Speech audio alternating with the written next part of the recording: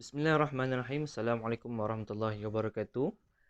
Yang dihormati Ustaz Arif Amin bin Rushihi selaku pensyarah subjek kursus USN 6133 Fiqh Dakwah.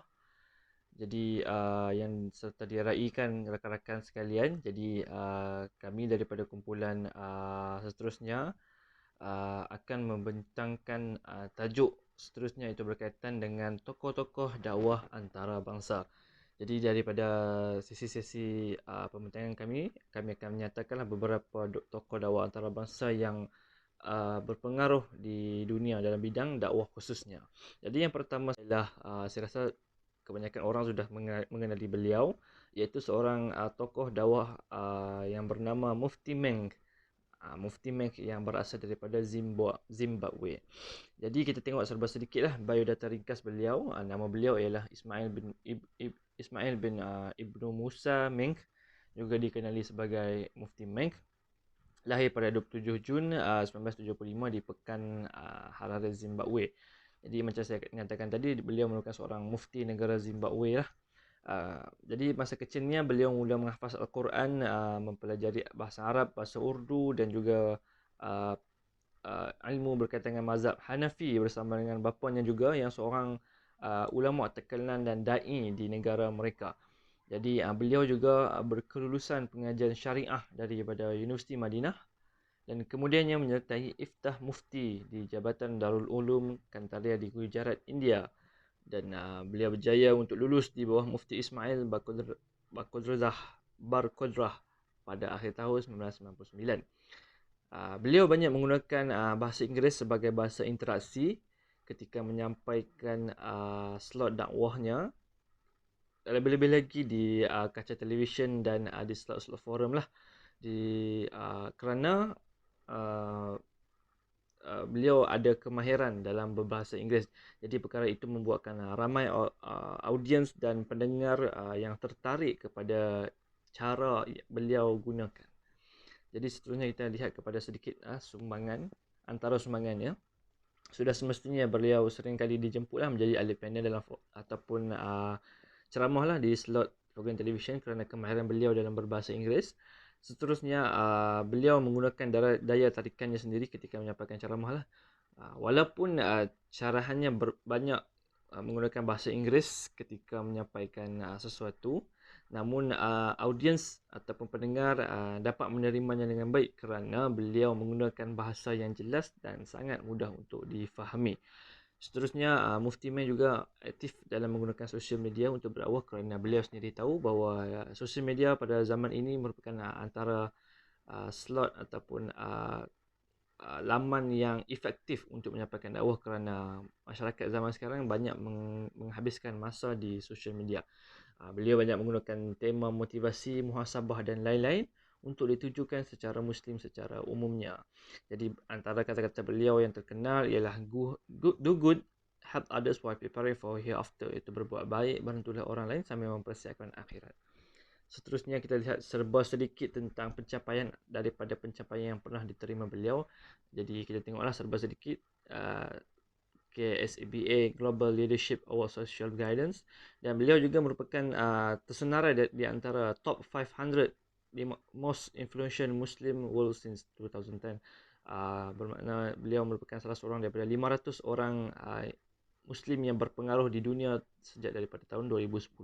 Beliau juga pernah dianugerahkan Honorary Doctorate Social Guidance at Gate University. Jadi berikutlah antara serba sedikit pencapaian daripada pencapaian yang pernah diterima beliau. Jadi berikut merupakan antara laman sosial media aktif di sosial media lah, di Facebook, Instagram, Twitter dan YouTube. Jadi sekian saja daripada bahagian saya untuk Mufti Menk. Kita akan masuk kepada bahagian seterusnya. Terima kasih. Assalamualaikum warahmatullahi wabarakatuh. Assalamualaikum warahmatullahi wabarakatuh. Nama saya Muhammad Firdaus bin Ismail, nombor metrik A18203231. Kepada kali ini saya akan membentangkan mengenai subtopik kemahiran berhujah dan cabaran Mufti Menk. Okey, kita ke kemahiran berhujah. Okey. Beliau Mufti Menk ni menguasai bahasa Arab, bahasa Inggeris dan bahasa Urdu. dan beliau sangat fasih dalam menggunakan bahasa Inggeris. Okey, kita boleh tengoklah dalam dia punya syarahan dia. Kalau siapa yang pernah tengoklah syarahan Mufti Meng ni, beliau menggunakan bahasa Inggeris dalam syarahannya. Dan bahasa Inggeris yang beliau gunakan adalah bahasa Inggeris yang simple dan mudah difahami. Tak terlalu berat untuk orang faham mengenai apa yang dimaksudkan oleh Mufti Meng. Apa yang disyarahkannya, kerana menggunakan bahasa Inggeris yang simple. Dan percakapan pertuturan beliau dalam menggunakan bahasa Inggeris, kita boleh lihat begitu fasih dan banyak kata-kata hikmah yang dikeluarkan dalam bahasa Inggeris. Okey, beliau kaedah penyampaian beliau adalah yang sangat sempurna dan sampai kepada penonton. Kalau kita sendiri kita lihat cara penyampaian beliau, penyampaian beliau itu secara menyeluruh dan mudah difahami. Contohnya beliau selalu buat analogi, beliau beliau bagi analogi, dan beliau berhibur, buat lawak, bagi menarik minat penonton, sekaligus dapat memahamkan penonton. Dan yang seterusnya adalah beliau adalah ulama kontemporari yang mengaitkan setiap syarahannya yang lebih kepada isu semasa dan penyelesaiannya. Dan sekali lagi dalam syarahnya itu, beliau lebih suka untuk kaitkan dengan apa yang disampaikannya itu dengan isu semasa yang berlaku. Contoh, kalau isu semasa mengenai LGBT, atau mengenai rumah tangga, mengenai aplikasi yang ada di internet, dan beliau kaitkannya dengan kaitkan dengan hukum Islami, dan memberikan penyelesaian pada setiap masalah yang berlaku dalam satu isu semasa tersebut. Dan seterusnya adalah beliau tidak lekang dengan memberi kata-kata hikmah dalam setiap syarahannya. Okey, kalau kita lihatlah Mufti Meng ni, dia waktu dia bagi syarahan dia tu, dia banyak keluarkan kata-kata hikmah dalam bahasa Inggeris. Mana kata-kata hikmah ni yang dibagi ni selalu orang ambil lah untuk gunakannya sebagai satu pedoman, sebagai satu kata-kata semangat untuk mengamalkan apa yang disampaikan oleh Mufti Meng tersebut. Seterusnya adalah cabaran yang beliau hadapi. Okey, terdapat 3 cabaran yang beliau hadapi dalam slide ini yang saya sertakan.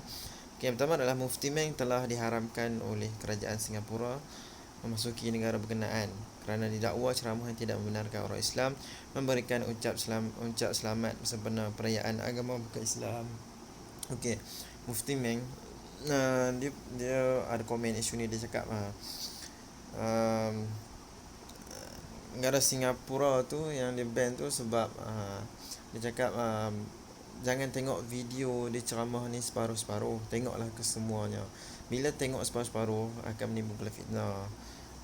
Fitnah ni lah yang menyebabkan Singapura ban Mufti Meng ni. Itulah komennya. Okey, yang kedua adalah lawatan ke 6 universiti Eropah dibatalkan kerana pihak universiti dan kesatuan pelajar merisaukan akan pandangannya, iaitu homoseksual itu adalah kotor. Okay, beliau telah memberikan pandangan bahawa bagaimana seseorang itu boleh melakukan maksiat dengan melakukan maksiat dengan hubungannya sejenis, dan benda ini lebih teruk daripada binatang, kerana binatang pun binatang pun dia bersamalah dalam keadaan lelaki dan perempuan. Bagaimana manusia ni sendiri boleh buat untuk melakukan homoseksual ni, dan ini menunjukkan lebih teruk daripada binatang. Dan beliau menyatakan perkara itu adalah sebuah perkara yang kotor. Dan dengan kenyataan beliau ini, beliau telah dibatalkan untuk bersyarahan di 6 universiti tersebut. Pandangan beliau ni dikatakan dia orang merisaukan tentang pandangan beliau ni. Okey, yang ketiga adalah beliau juga dalam syarahannya beliau juga menyatakan cabaran berdakwah zaman sekarang ni agak sukar kerana teknologi semakin moden, orang ramai semakin bijak untuk menangkis hukum yang ditetapkan oleh Allah Subhanahu taala. Okey, dia kata maksudnya kat sini dia cakap orang ramai sekarang makin pandai, dan makin pandai tu baguslah, cuma dia makin pandai untuk menangkis apa yang didakwahkan, apa yang disyarahkan. Ini adalah jadi satu masalah, satu cabaran buat beliau untuk memberi syarahan kepada uh, orang zaman sekarang, masyarakat zaman sekarang. Itu saja dari saya. Sekian. Assalamualaikum warahmatullahi wabarakatuh. Nama saya Muhammad Yurismi Ismail I11021716. Saya akan meneruskan pembentangan seterusnya, iaitu berkenaan dengan tokoh Dr. Zakir Naik. Okey, nama penuh Dr. Zakir Naik ini ialah Dr. Zakir Abdul Karim Naik. Beliau lahir pada tahun 18 Oktober 1965 di kota Mumbai di India. Ayahnya adalah Abdul Karim Naik, isterinya Falhah Naik. Dr. Zakir Naik ini dikurniakan sebanyak 2 orang anak, iaitu anak lelaki Farid Zakir Naik, manakala anak perempuan Rushda Naik. Secara pengetahuan umum, Dr. Zakir Naik ini tidak mempelajari ilmu falsafah kedoktoran, tapi Dr. Zakir Naik ini belajar tentang ilmu perubatan sehingga digelar sebagai doktor perubatan. Okey, pendidikan awal Dr. Zakir Naik ini belajar di sekolah Peter High School di Mumbai. Kemudian beliau sambung pembelajarannya ke Kinchinchand Cultural College. Apabila tamat di sana, Dr. Zakir Naik ini belajar pula di Topiwala National Medical College dalam bidang ilmu perubatan. Dari seorang doktor menjadi pendakwah. Okey, selepas tamat belajar di Topiwala National Medical College, Dr. Zakir Naik ini belajar dan melanjutkan pelajarannya ke University of Mumbai, India dalam bidang ilmu kedoktoran. Di sana, Dr. Zakir Naik ini berjaya dalam memperolehi gelar MBBS, iaitu Bachelor of Medicine, Bachelor of Surgery. Selepas itu, Dr. Zakir ini bekerja doktor di kota Mumbai. Okey, seterusnya, pada tahun 1991, Dr. Zakir Naik ini mengambil keputusan untuk berhenti menjadi seorang doktor medis dan kemudian beralih kepada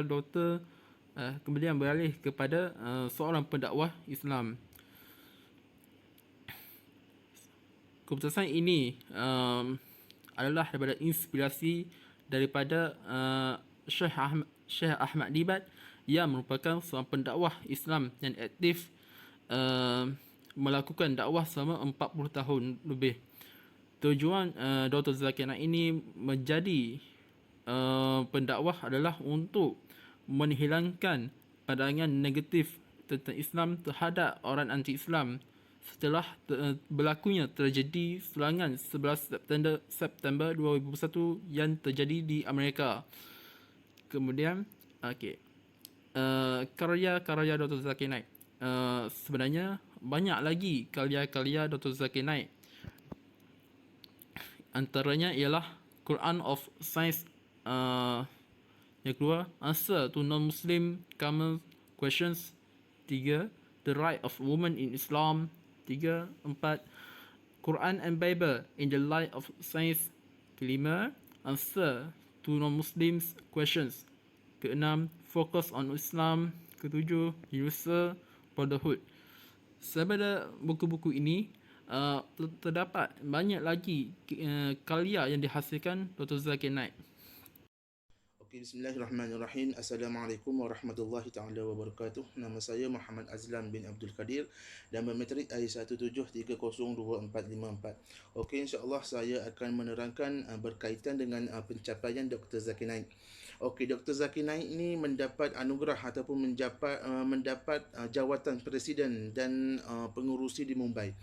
Dan ini adalah keluaran tempatan, iaitu kerana di Mumbai ini tempat kelahiran beliau dan beliau dilantik menjadi pengurusi dalam channel-channel di Mumbai, iaitu Keluaran TV. Okey, selain pencapaian Dr. Zakir Naik juga, beliau mendapat anugerah ataupun gelaran doktor pada tahun 2015 disebabkan jasa-jasa beliau banyak kepada antarabangsa. Beliau mendapat anugerah doktor pada tahun 2015 dan pada tahun 2013 beliau mendapat tokoh makna hijrah. Dan majlis ini sempena penghijrahan Nabi ataupun mengingatkan sejarah Islam, penghijrahan Nabi daripada kota Mekah dan kota Madinah. Dan sempena majlis itu beliau ni mendapat anugerah tokoh antarabangsa kerana banyak jasa beliau dalam menyebarkan dakwah agama Islam. Dan Dr. Zakir Naik ini merupakan 10 guru yang terpilih di India, dan juga nama beliau tersenarai dalam 10 nama yang terhebat di India. Ini adalah pencapaian Dr. Zakir Naik dalam menyebarkan dakwah dan menyemarakkan lagi agama Islam di seluruh dunia. Okey, seterusnya sumbangan Dr. Zakir Naik. Beliau mengadakan banyak debat dan ceramah di seluruh dunia dan kerap mengadakan di Mumbai. Okey, ini adalah sumbangan beliau dalam menyebarkan agama Islam. Seluruh dunia dia rantau untuk menyebarkan agama Islam, dan Malaysia sendiri dia pernah datang yang terdekat ini, tak silap saya, pada tahun 2019 di Kota Baru, Stadium Muhammad keempat. Beliau mengadakan ceramah berkaitan dengan agama Islam. Dan tahun 2006 beliau mengadakan sebuah dialog, iaitu berkaitan dengan Tuhan agama Islam dan Hindu. Selain beliau ni mahir dalam Al-Quran dan Hadis, beliau juga pakar dalam perbandingan agama, dan beliau juga mahir dalam kitab-kitab lain seperti kitab Veda dan kitab Bible. Dan beliau juga mengadakan 10 hari di Mumbai, iaitu mengadakan pameran Islam. Ini adalah tujuannya untuk menyemarakkan ataupun untuk memupuk sikap anak muda ini cinta kepada Islam dan cinta kepada Rasulullah sallallahu alaihi wasallam dengan menganjurkan pameran yang berteraskan Islam. Dan yang terakhir sekali, kemahiran Dr. Zakir Naik dalam berhujah. Beliau ceramah dan berdebat secara terbuka. Ini tujuannya adalah untuk memudahkan pendengar untuk bertanya soalan sekiranya timbul keraguan ataupun kekeliruan, senang untuk direct kepada Dr. Zakir Naik. Ini adalah kemahiran Dr. Zakir Naik dalam berhujah secara terbuka. Dan beliau memberi jawapan bukan sahaja daripada dalil nakli dan juga dalil akli. Beliau juga menggunakan logik akal.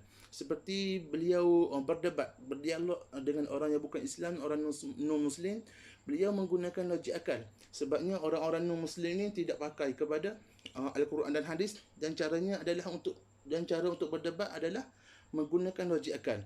Dan beliau ini adalah mahir berhujah dalam pelbagai bahasa seperti bahasa Inggeris dan juga bahasa Arab.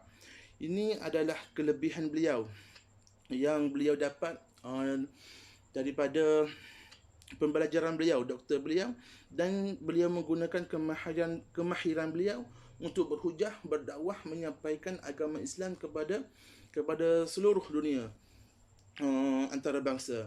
Dan yang terakhir sekali, beliau berhujah disokong oleh fakta sains. Okey, macam saya kata tadi, selain beliau berhujah menggunakan dalil akli dan juga dalil nakli, dan serta juga logik akal, beliau juga berdebat menggunakan fakta sains. Seperti beliau ni memetik kata-kata saintis ataupun kajian-kajian yang telah beliau lakukan semasa doktor, dan cara inilah beliau menyampaikan dakwah, menyampaikan hujah, ceramah dan debat untuk lebih memahamkan lagi kepada golongan pendengar. Okey, secara kesimpulannya, Dr. Zakir Naik ini merupakan seorang doktor yang pakar, dan beliau sanggup untuk berhenti kerjayanya tujuan untuk menyebarkan agama Islam, menyebarkan dakwah. Okey, itu sahaja daripada saya. Sekian, terima kasih. Assalamualaikum warahmatullahi taala wabarakatuh. Bismillahirrahmanirrahim. Nama saya ialah Muhammad Safwan bin Jamuluddin, pemegang kad matrik bernamba I19103812. Seterusnya kita akan masuk pada tokoh antarabangsa yang ketiga, iaitu Erdogan. Biodata tokoh. Nama penuh beliau ialah Recep Tayyip Erdogan. Beliau dilahirkan di Kasim Pasar, iaitu Istanbul, Turki. Tarikh lahir beliau ialah 26 Februari tahun 1954. Kini umurnya pada tahun ini adalah 67 tahun. Antara pencapaian beliau dalam hidupnya ialah beliau telah menjadi Perdana Menteri di Republik Turki pada tahun 2003 hingga 2014. Dan seterusnya beliau juga telah menjadi Presiden Turki yang ke-12 bermula dari tahun 2014 sehinggalah kini. Antara sumbangan yang beliau telah laksanakan sepanjang pemerintahannya ialah dalam masa 10 tahun pemerintahannya, beliau telah dapat mendirikan sebanyak 125 universiti baru, 189 unit sekolah baru, 510 hospital baru dan sebanyak 169,000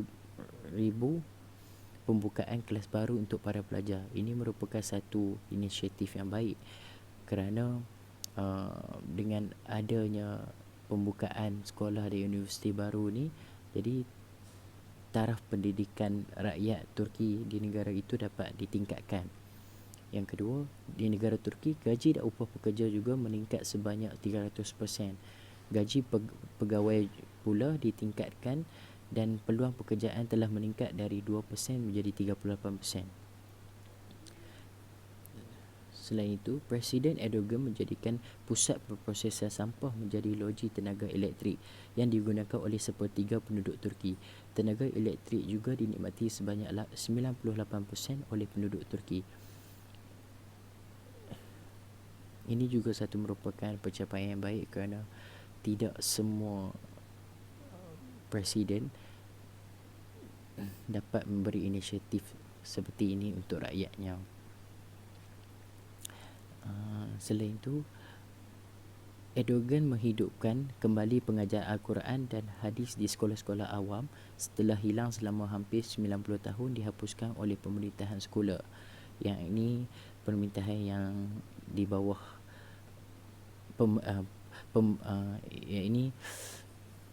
pemerintahan di bawah pemerintah Kemal Atatürk sebelum Erdogan. Erdogan menetapkan kebebasan untuk memakai hijab di kampus Turki dan di dalam parlimen. Erdogan adalah satu-satunya ketua negara dan isterinya yang mengunjungi Burma dan bertemu dengan umat Islam di sana dari wilayah Myanmar yang dilanda bencana. Daripada kesimpulan sumbangan beliau dalam negara Turki ini, setelah pemerintahannya selama bertahun-tahun ini, taraf ekonomi di negara Turki telah meningkat sebanyak telah mendapat pangkat yang ke-16 dalam ekonomi dunia dan merupakan negara yang paling maju ke-6 dalam Eropah. Seterusnya, kata-kata bijak tokoh. Terdapat pelbagai kata-kata bijak yang telah dikeluarkan oleh beliau. Antaranya ialah, kami mengambil pesanan bukan dari gunung tetapi dari kebenaran dan masyarakat. Itulah perbezaan kami. Jelas di sini beliau merupakan soal pemerintah yang mengutamakan rakyatnya dalam pemerintahan negara. Kita adalah bangsa yang dapat memperjuangkan iman, tanah air, bendera dan negara dengan semua anggotanya jika perlu. Untuk negara ini kita datang bukan untuk menjadi tuan tetapi untuk menjadi hamba. Mereka yang ingin menjatuhkan kami akan tenggelam dalam kegelapan mereka sendiri dan setiap saat yang kita menghabiskan masa dengan anak-anak kita dapat memberi nilai kualiti dalam kehidupan kita dan dunia kita. Seterusnya diberikan kepada sahabat saya. Bismillahirrahmanirrahim. Assalamualaikum warahmatullahi taala wabarakatuh. Nama saya Ilyas bin Abdullah, ID Menteri I1810225. Alhamdulillah, pada hari ini saya akan menyambung perbincangan berkenaan dengan tokoh antarabangsa yang dipilih, iaitu Erdogan. Okey, kita masuk kepada ciri-ciri ketokohan Erdogan. Yang pertama adalah ketegasan. Apa yang dimaksudkan dengan tegasan di sini adalah ketegasan yang jelas terhadap isu-isu pergolakan di negara Islam, yakni seperti di Palestin dan di Syria. Kita tahu bahawa suara yang lantang yang dikeluarkan oleh Erdogan ini mempunyai ketegasan-ketegasan yang tertentu berkenaan dengan isu pergolakan di negara-negara Islam. Okey, yang kedua adalah kredibiliti yakni tidak goyah ataupun takut berkenaan dengan ancaman yang ingin menjatuhkan beliau daripada tumpuk pemerintahan di Turki. Okey, yang ketiga adalah keprihatinan. Beliau juga menampung hampir 2 juta pelarian Syria dan dalam peraturan perlindungan manusia. Okey, ini menggambarkan bahawa beliau menyediakan segala bantuan bantuan bekalan makanan, bekalan perubatan dan tempat tinggal di sempadan antara Syria dengan Turki. Okay, yang ketiga adalah strategi, yang mana beliau melakukan transformasi ekonomi dalam fasa awal pentadbiran mereka di Turki. Okey, strategi ini dia mentransformasi ataupun menukarkan sistem pengaruh sekularisme yang kuat dengan Islamik secara perlahan-lahan tanpa tidak memberikan satu dorongan yang kuat terhadap pengaruh-pengaruh sekularisme sehingga kan beliau dibenci. Tetapi dengan cara transformasi ekonomi ini, beliau malah disayangi oleh penduduk ataupun masyarakat di Turki. Okay, yang kelima adalah kecekalan. Beliau pernah dipenjarakan oleh kerana polisi Islamik yang dilantunkan oleh kepada pemimpin sekular Turki suatu ketika dahulu. Ini adalah batu loncatan kepada beliau untuk meneruskan dakwah kepada pemimpin-pemimpin serta masyarakat di Turki. Okay, kemudian kita pergi kepada pencapaian Erdogan. Yang pertama adalah Turki menjadi negara dengan perekonomian terbesar ke-16 di dunia dan terbesar di Eropah dan terbesar ke-6 di Eropah. Ini menunjukkan bahawa pencapaian Erdogan ini bukan hanya biasa-biasa, tetapi ia melanjutkan ataupun melancarkan perekonomian di peringkat global. Okey, yang kedua adalah pendidikan meningkat dan tercatat yang tertinggi dengan kewajipan belajar dinaikkan kepada 8 tahun menjadi 12 tahun. Okey, yang ketiga adalah mencabut larangan berhijab di tempat umum yang berlaku di Turki. Sudah kita tahu bahawa beliau menarik balik larangan berhijab yang dikeluarkan oleh presiden yang sebelum ini di tempat yang umum, yang mana beliau menyatakan bahawa mencabut larangan adalah suatu perkara yang perlu ataupun yang harus dilakukan pada awal lagi. Okey, yang keempat adalah dinobatkan sebagai tokoh Muslim global pada tahun lepas, iaitu 2020.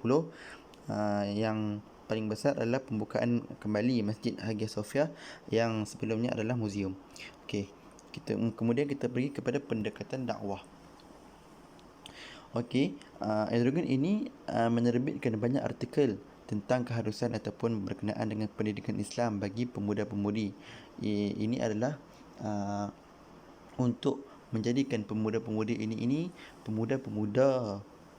lebih dekat dengan Islam dengan artikel-artikel yang dikeluarkan.